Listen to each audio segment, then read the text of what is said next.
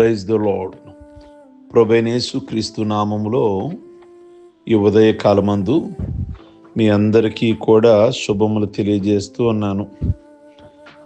ఈ ఉదయకాలమందు సామెతల గ్రంథము 30వ అధ్యాయము 25వ వచనము.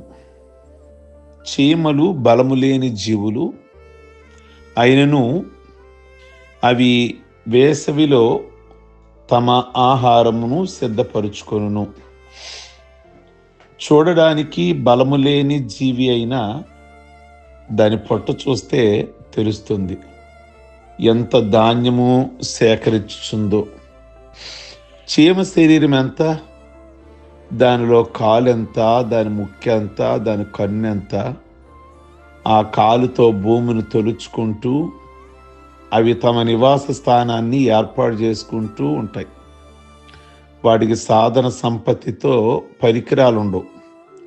ఎటువంటి ఆర్భాటం హడావిడి లేకుండా నెమ్మదిగా తమ మానాన తాము పని చేసుకుంటూ పోయే చీమల పుట్ట లోపల చూస్తే ఎంత ధాన్యం నిలవ ఉంటుందో. తాము తినగా తమ వారందరూ వర్షాకాలంలో తినడానికి సరిపడనంత ధాన్యం ఉంటుంది. తెలివైన వారు చేసే పని అదే కదా. వేసవ కాలమును కూర్చుకునేవాడు బుద్ధిగల కుమారుడు, కోతకాలమందు నిద్రించువాడు సిగ్గుపరచు కుమారుడు అని సామెతలు 10వ అధ్యాయము 5వ వచనంలో ఉంది. పగటిపూట రాత్రి కోసము, వేసవిలో వర్షాకాలము కోసము, యవ్వనములో వృద్ధాప్యం కోసము, ఇహలోకంలో ఉన్నప్పుడు పరలోకం కోసము జాగ్రత్త పడాలని మనిషికి చెప్పి హెచ్చరించవలసిన అవసరం వచ్చింది. ప్రియ దేవుని బిడలారా, ఇది వర్షాకాలం. వర్షాకాలంలోనే అవి చీమలు వేసవకాలమే వర్షాకాలం వస్తుందని మనం బయటికి వెళ్ళలేమని ఆహారమును రెడీ చేసుకుంటాయి. ఎంత జ్ఞానమో చూడండి. అలాగే యవనములో ఉండగానే వృద్ధాప్యం కోసం మనం ఆలోచించాలి. యవనములో ఉండగా సరదాగా కాలం గడిపేస్తే వృద్ధాప్యంలో మనకి ఏమీ ఉండదు. కనుక చదువుకునే టైంలో చదువుకోవాలి. 20 సంవత్సరాలు కష్టపడి చదువుకుంటే తరువాత జీవితం అంతా సుఖవంతంగా ఉంటుంది. ఈ కష్టపడాల్సిన టైంలో కూర్చుంటే జీవితం అంతా కష్టపడాల్సి వస్తుంది. కనుక తెలివి కలిగిన చీమలాగా భవిష్యత్తును ఆలోచించి ఆరోగ్యం ఉండగానే కష్టపడాల్సిన టైంలో కష్టపడాలి. భౌతికంగానే కాదు, ఆత్మీయంగా కూడా ఆలోచించాలి చీమ గురించి. మనం ఆరోగ్యంగా ఉండగానే చేయాల్సిన టైంలోనే ప్రార్థన చేయాలి. ఆరోగ్యం ఉన్నప్పుడే మనం వాక్యాన్ని చదువుకోవాలి, ప్రార్థన చెయ్యాలి, మందిరానికి క్రమంగా రావాలి, 4 ఆత్మలను ప్రభువు కొరకు నడిపించాలి. ఏ పరిచర్య చెయ్యాలనుకున్నామో ఆ పరిచర్య చెయ్యాలి. దేవునికి ఏమి ఇవ్వాలనుకున్నామో ఇవ్వాలి. ఓ టైం వస్తుంది, వృద్ధాప్యం వస్తుంది, చేయలేము. చెయ్యాలని ఉంటుంది, చేయలేము.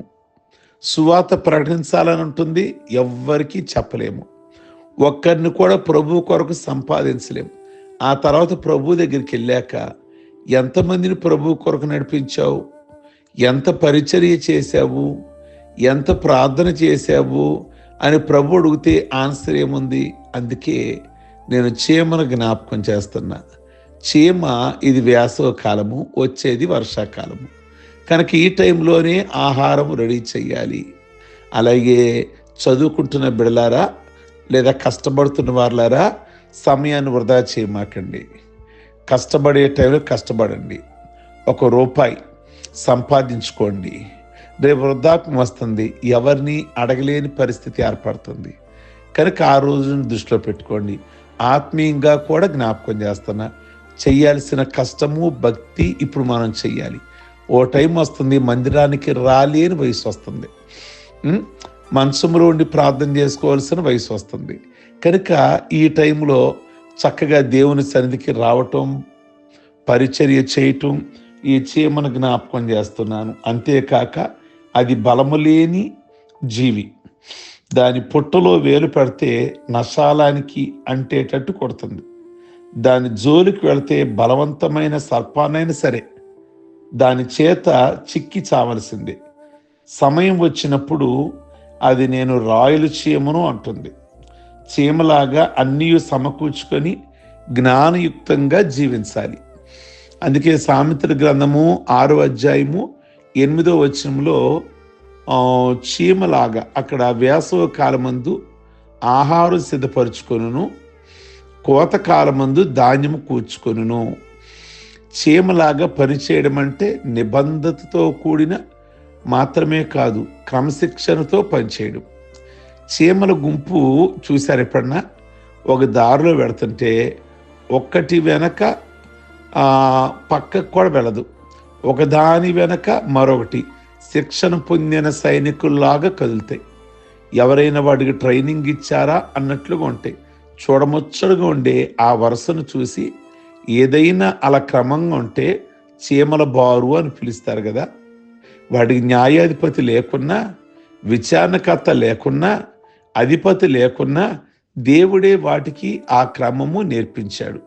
సామెతలు 6వ అధ్యాయం 7వ వచనం. నిజంగా ఆ క్రమం మనుషుల్లో ఉందా? నిజంగా చీమల్లాగా గనక వెళితే 1 by 1 ఒకదాని అనకొకటి, అసలు రోడ్డు మీద ట్రాఫిక్ అనేది ఉంటుందా? ఎవరికి వాళ్ళే నేను ముందు వెళ్ళిపోవాలని అడ్డదిడ్డంగా వెళ్ళిపోతే నేను జ్ఞాపకం చేస్తున్నా, క్రైస్తవులు అలాగుని వెళ్ళకూడదు. క్రైస్తవుడు అంటే ఫస్ట్ క్రమం కలిగిన వాడు. మనమే క్రమాన్ని నేర్పించాలి. యేసు ప్రభువారు భోజనం పెట్టినప్పుడు కొండ మీద 50 మంది చొప్పున 50 మంది చొప్పున క్రమము చొప్పున, కనుక మనం చర్చిలో కూర్చున్న క్రమముగా కూర్చోవాలి. ఒకరి వెనక ఒకరు, ఒకరి ప్రక్కన ఒకరు నీట్గా కూర్చోవాలి. అది ప్రభువుకు చాలా ఇష్టం. అది ఎవరో మనకు చెప్పి అలా కూర్చోండి అని అనేవాళ్ళు కాదు, మనము ఇతరులకి నేర్పించవలసిన వారు. ట్రాఫిక్ అయినా ఒకదాని అనకొకటి, ఒకదాని అనకొకటి నీట్గా. కనుక చీమ పైన విచారణకర్త లేడు, పైన న్యాయాధిపతి లేడు. బైబిల్ ఒక మాట ఉంటుంది, ఎక్కువగా ఉంటుంది ఆ మాట, న్యాయాధిపతుల్లో ఉంటుంది. ఇశ్రాయేలీయులకు ఆ దినములలో న్యాయాధిపతి లేడు. ఏమైంది? న్యాయాధిపతి లేకపోతే, రాజు లేకపోతే ఏమైంది? నాయకుడు లేకపోతే ఏం జరిగింది? ఎవరిష్టానుసారంగా వారు జీవించేశారు, ఎవరిష్టానుసారంగా. కనుక మనకు లీడర్ లేకపోయినా, న్యాయాధిపతి లేకపోయినా, విచారణకర్త లేకపోయినా మనము ఒక క్రమశిక్షణకు అలవాటుపడాలి. చర్చి కానీ, టైమింగ్స్ కానీ, పంక్చువాలిటీ కానీ, అవి ప్రభువుకు చాలా ఇష్టం, క్రమం అనేది. కనుక ప్రియ దేవుని బిడ్డలారా, మనిషికి తెలియని క్రమము దేవుడు వాటికి నేర్పించాడు. పశుపక్షాదులను, గగన వీధులలో ఎగురు సూక్ష్మ జీవులకు వాటి కాలము తెలియను. అయితే నా ప్రజలు యెహోవా న్యాయ విధిని ఎరగరు అంటాడు యెరెమీయా 8:7. చీమ ఎల్లప్పుడూ చురుకుతనము గలది. చీమలాగా ఎడతెగక ప్రయాసపడి పరలోక రాజ్యమునకు ఆత్మలను సంపాదించాలి. వేసవ కాలం తర్వాత మరో కాలం గలదని చీమ గుర్తు చేస్తుంది. భవిష్యత్ కాలము కొరకు ప్రస్తుత కాలం నుండే సంపాదించుకుంటుంది. చీమలను మీ మనోనేత్రాల ఎదుట ఒక్కసారి ఉంచుకోండి. చురుకుగా సాగిపోండి, కాలమును సద్వినియోగం చేసుకోండి. బలము లేని అల్పమైన ఈ జీవి మానవాళికి ఎన్నో పాఠాలు నేర్పిస్తుంది. దాని నడతలు కనిపెట్టి బుద్ధి తెచ్చుకున్నవాడు ధన్యుడు. ప్రియ దేవుని బిడ్డలారా, 6వ అధ్యాయము 6వ వచనము సామెతలు. సోమరి, చీమల యుద్ధకు వెళ్ళుము, వాటి నడతలు కనిపెట్టి జ్ఞానం తెచ్చుకునుము. అంటే గొప్ప మనిషిని చీమ యుద్ధకు వెళ్ళి జ్ఞానం తెచ్చుకోమంటున్నాడు. మనుషుల్లో ఎంతమంది జ్ఞానవంతులు ఉన్నారు, ఎంతమంది సైంటిస్టులు ఉన్నారు, శాస్త్రవేత్తలు ఉన్నారు. మా మనుషుల్లో నిజంగా ఎంత మేధస్సు కలిగిన వాళ్ళు ఉన్నారు.